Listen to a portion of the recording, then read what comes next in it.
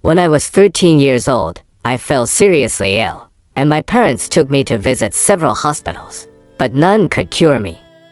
Besides having a fever, they couldn't even identify the cause of my illness. Upon hearing this, my grandfather ordered my father to take me back to our ancestral home. Back in our village, my grandfather took one look at me and knew that I had lost my soul. My grandfather was a fortune teller who had been practicing this profession all his life. My dad, however, didn't believe in his methods, so after getting married, he moved with my mother and me to the city. I only got to visit my grandfather during the summer and winter vacations.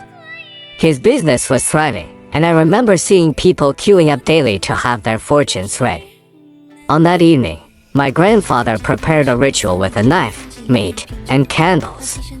He had my father take me to a crossroad in our village, saying that he would call back my lost soul there. According to local belief, when someone loses their soul, they wait at a crossroad for their master's call. All crossroads are interconnected, so no matter which one you perform the ritual at, the lost soul will hear it. At the crossroad that night, it was already past 11 o'clock. My grandfather lit the candles and burned 4 incense sticks, placing them at the crossroad, and began the ritual to call back my soul. I don't remember the details of the ritual, but I recall my grandfather tying black threads around my neck, feet, and hands. That night was strange as well. Initially, it was moonlit and starry, but as the ritual was nearing its end, thunder and lightning started, followed by a heavy downpour. After the ritual was over, my illness miraculously disappeared, but I lost all my memories before the age of 13. I couldn't even recognize my parents and grandfather unless they told me.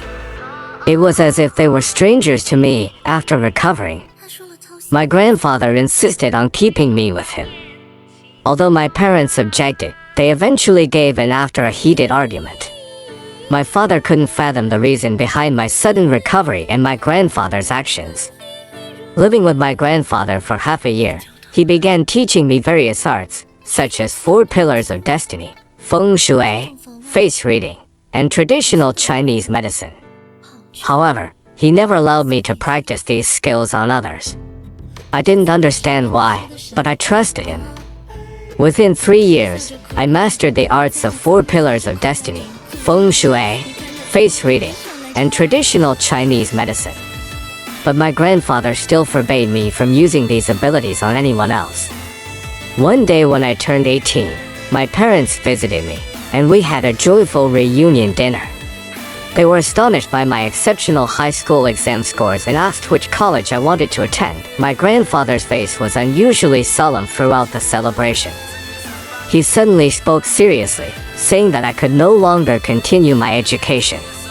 My parents were bewildered and demanded an explanation. However, my grandfather didn't offer any reason. He simply said, "If I say no, then it's no. Not only can you not continue your studies, but you also can't stay here anymore." Confused, I asked where my grandfather was going. He gazed into the distance and replied, "Far away. Remember, don't come looking for me."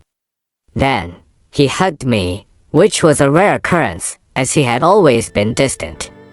When he finally let go, I saw that his eyes were red with tears. I didn't know what was happening, but it seemed like a farewell. "Grandpa, where are you going?" I asked. He uttered, "To a distant place. Remember, don't look for me." And then, he left resolutely, never to be seen again for the next 3 days. My parents organized search parties, but we couldn't find him.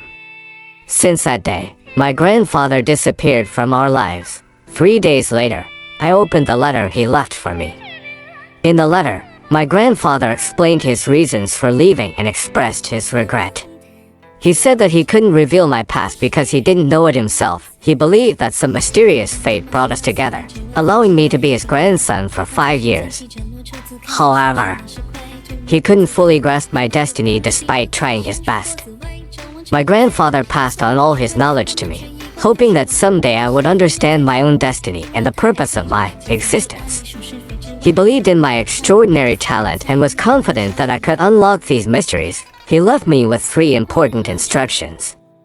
Leave the village and head south. Keep walking until you encounter a woman dressed in black who will speak to you. Only then can you settle in that place. The skills he taught me could sustain my livelihood, but I must wait until I meet a woman surnamed Huang before using them.